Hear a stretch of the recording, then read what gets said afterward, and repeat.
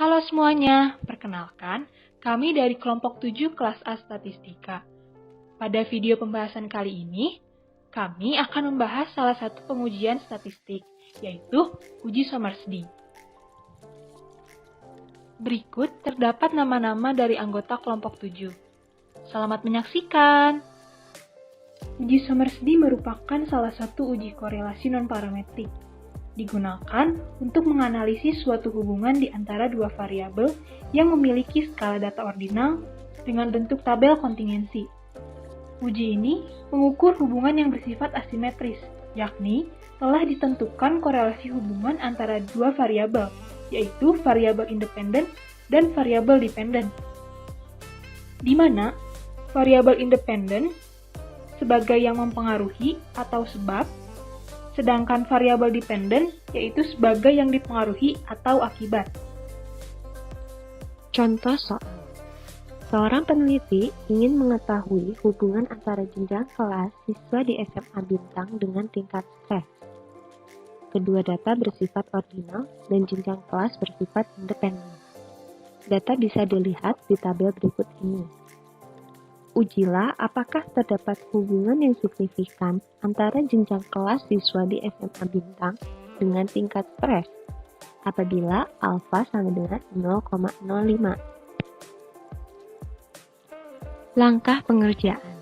Yang pertama, menentukan hipotesis, yaitu H0 dan H1. H0 tidak terdapat hubungan yang signifikan antara jenjang kelas siswa di SMA Bintang dengan tingkat stres. H1 terdapat hubungan yang signifikan antara jenjang kelas siswa di SMA Bintang dengan tingkat stres.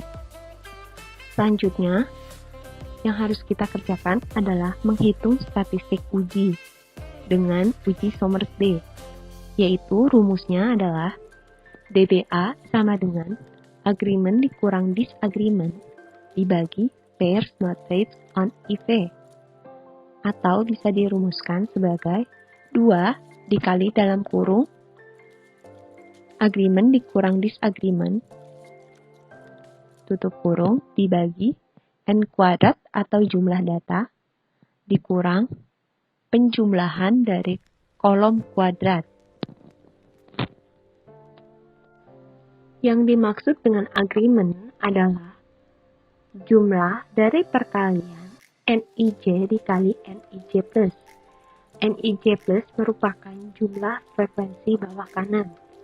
Sedangkan disagreement adalah jumlah dari perkalian Nij dikali Nij min.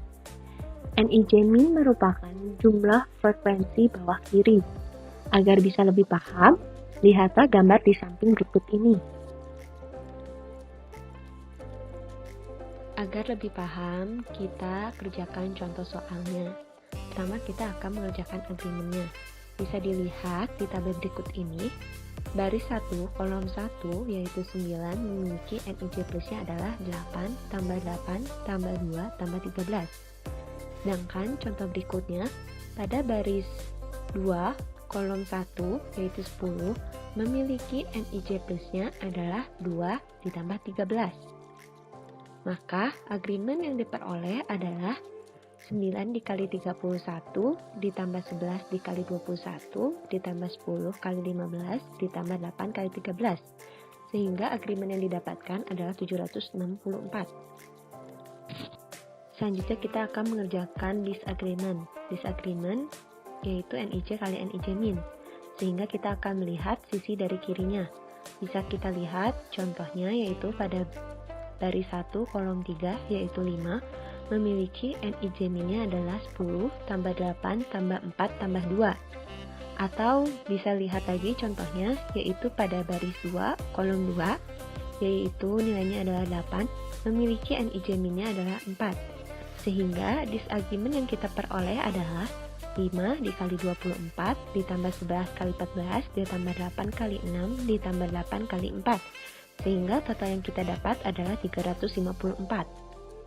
Setelah kita menghitung agreement dan disagreement-nya, kita menghitung DBA. DBA adalah 2 dikali agreement dikurang disagreement dibagi N kuadrat dikurang jumlah dari setiap kolom kuadrat.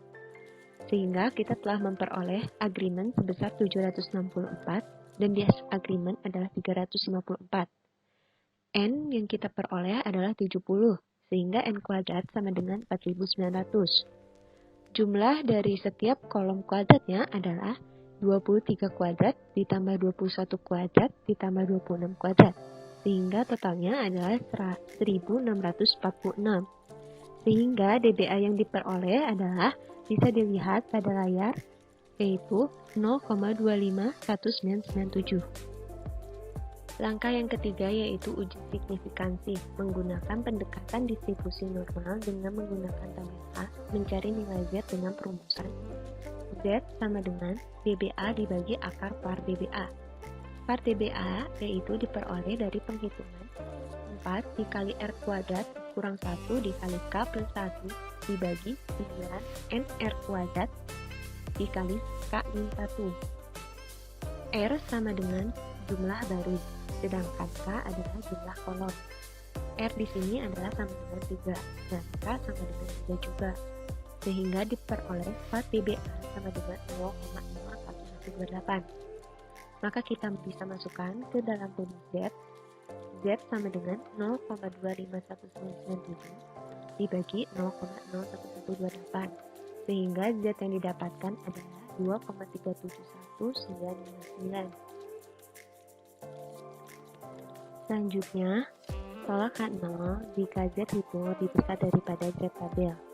Dengan alfa 0,05, Z sama dengan 1,96, maka Z hitung lebih besar daripada Z tabel.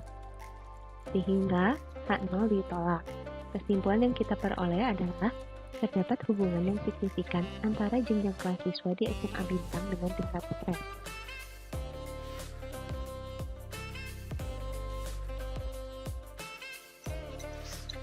Selanjutnya, saya akan menjelaskan pengujian uji Sommerski menggunakan SPSS.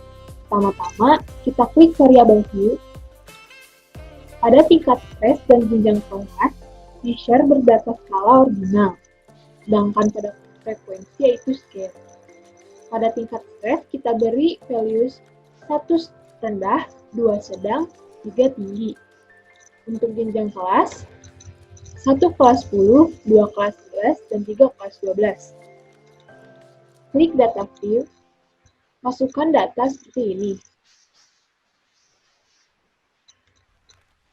Klik menu data, klik cases by, masukkan frekuensi kepada frekuensi variabel. Ini mengartikan bahwa variabel frekuensi merupakan frekuensi dari variabel-variabel yang lainnya. Klik OK.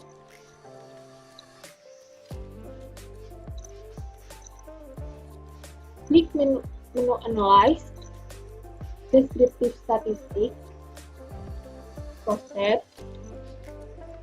Masukkan tingkat stres ke row, jenjang kelas pada kolom. Jangan lupa klik statistik, centang Sommerski, continue, oke. Di sini dapat kita lihat hasil pengujian uji Sommerski.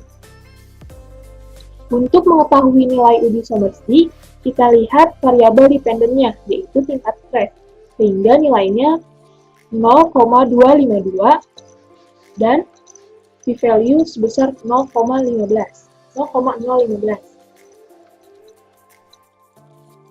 Langkah pengerjaan yang terakhir adalah pelaporan APA. Uji korelasi Sommerski dilakukan untuk mengetahui apakah terdapat hubungan yang signifikan antara jenjang kelas siswa di SMA Bintang dengan tingkat stres. Hasil dari uji korelasi Sommerski ini menyatakan bahwa terdapat hubungan yang signifikan antara jenjang kelas siswa di SMA Bintang dengan tingkat stres, dengan nilai Sommerski sebesar 0,252 dan p-value sebesar 0,015. Sekian video pembahasan dari kelompok kami. Berikut terdapat latihan soal yang dapat teman-teman kerjakan. Terima kasih ya sudah menyaksikan video pembahasan dari kelompok kami. Semoga bermanfaat.